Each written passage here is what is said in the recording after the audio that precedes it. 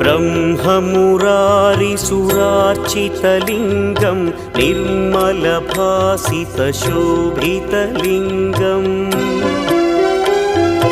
जन्मजदुःखविनाशकलिङ्गं तत्प्रणमामि सदा शिवलिङ्गम्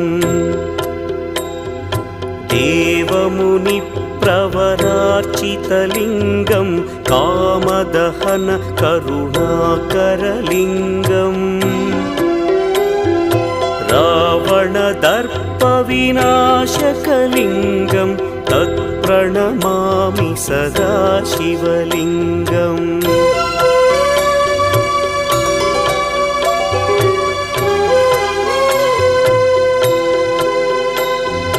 सर्वसुगन्धसुलेपितलिङ्गं